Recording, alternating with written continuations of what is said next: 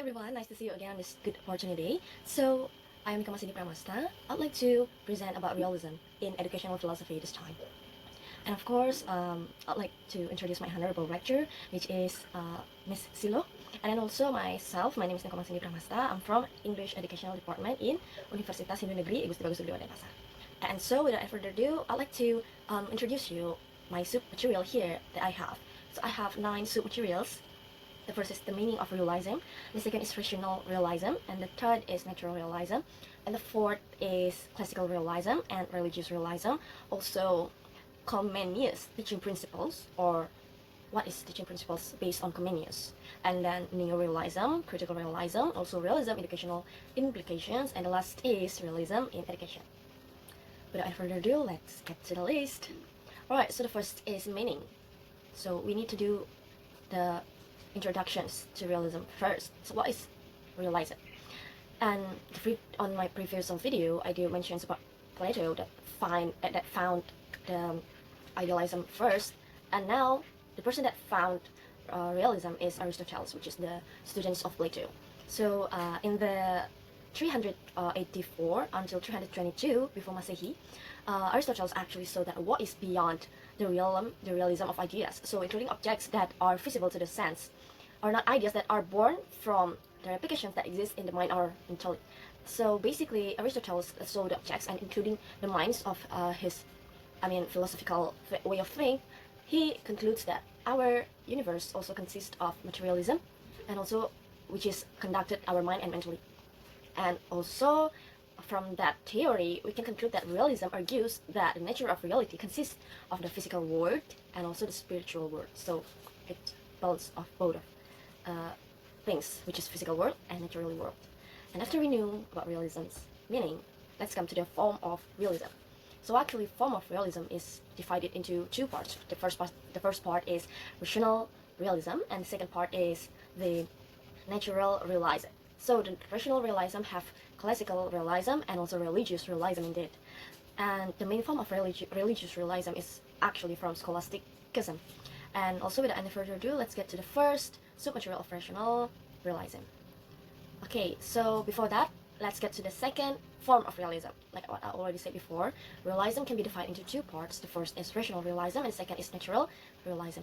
The second is natural realism, which is scientific natural realism. Philosophy tries to imitate the objectives of science, since the world around human is real, and it is the task of science to examine its properties. And also, based on natural realism, I do find out that the soul or our mind is product of nature and is biological in nature. Of course, it is developing and adapting the nature itself. Our mind is developing and adapting by the nature itself. And education, according to natural idealism or natural realism, must be scientific and the object of research, particularly in natures. So basically, our mind is also produced by the natures and also adapting to the nature. And yeah, we go to the first material of rational realism. And so, from Robechers in 1950s, classical realism hold that humans essentially have rational characteristics. So it is called self-evident, where humans can reach general truths.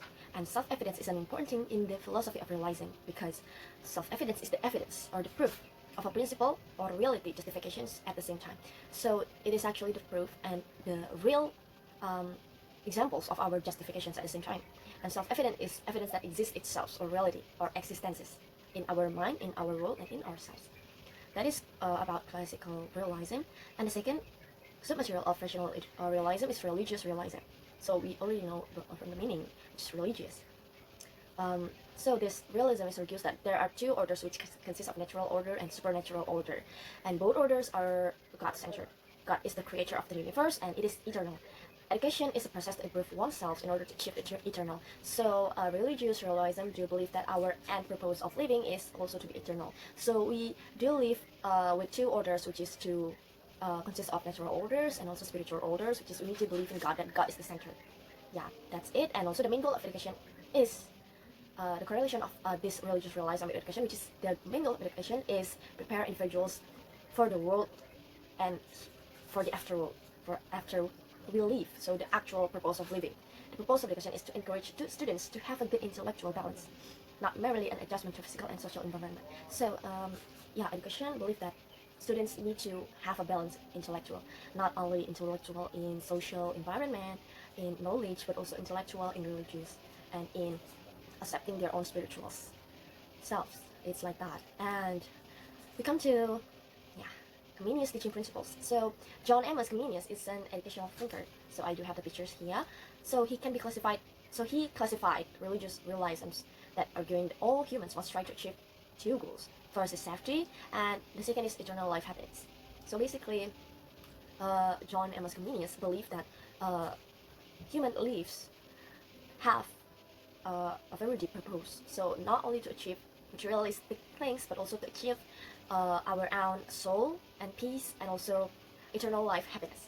And here is, I do have some points of Comenius teaching principles, which is the first: lessons must be based on the student's interest. Of course, we as a teacher needs to prepare our material before we start the teaching process, and we need to put them in an interesting way to be presented to the students, so the students will be interested and easier to achieve the material from us. And the second is, at the beginning of learning, the teacher must compile an outline of each subject. Yes, it is like bridging, it's so our students will not be shocked and get the chance to adapt into this class situations, into the curriculum, into our personality as well. So we cannot go directly to the material. We need to bridging first. We need to discuss the outline first. We need to let them think first what is actually they're gonna study, like that. And the third is, the teacher must prepare and convey information about the outline of the lesson before the lesson begins, or at the start of the lessons.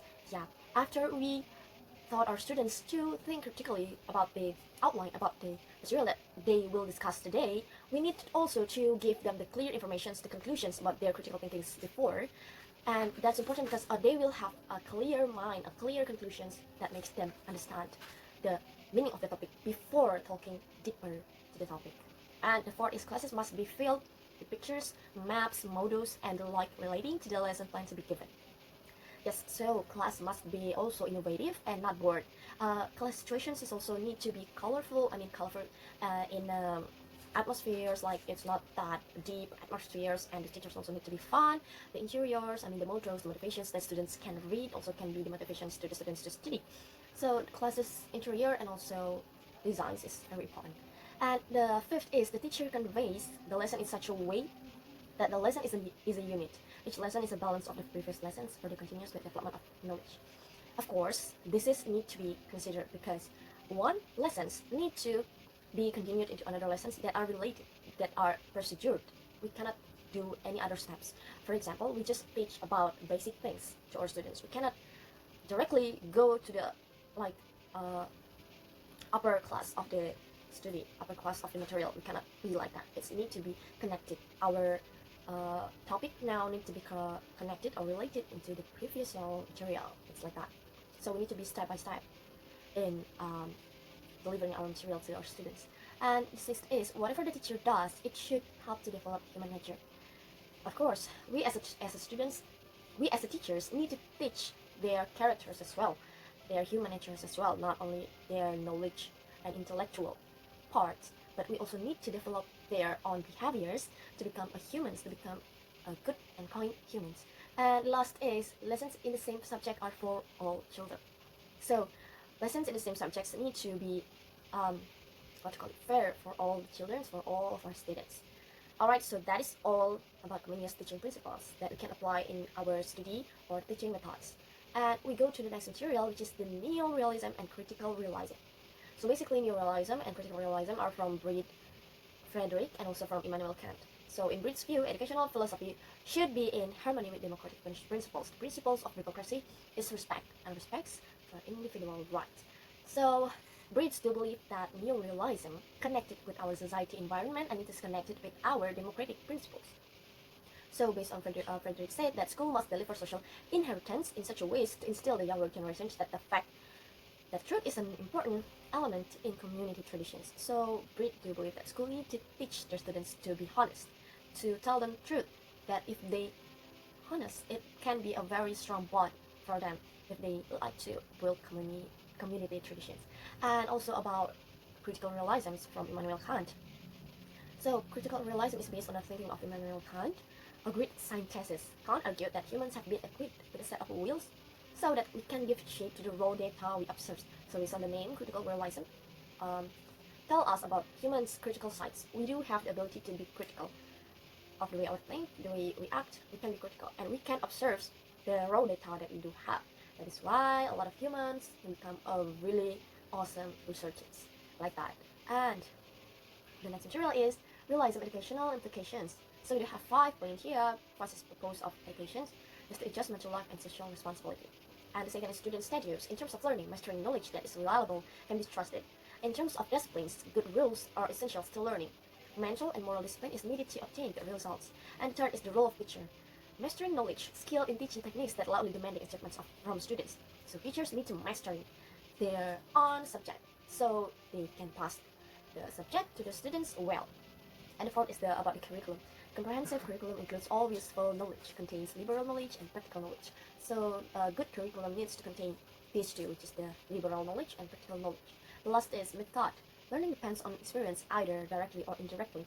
The method of delivery must be logical, psychological, and the conditioning method is the main method for realism as a follower of behaviorism.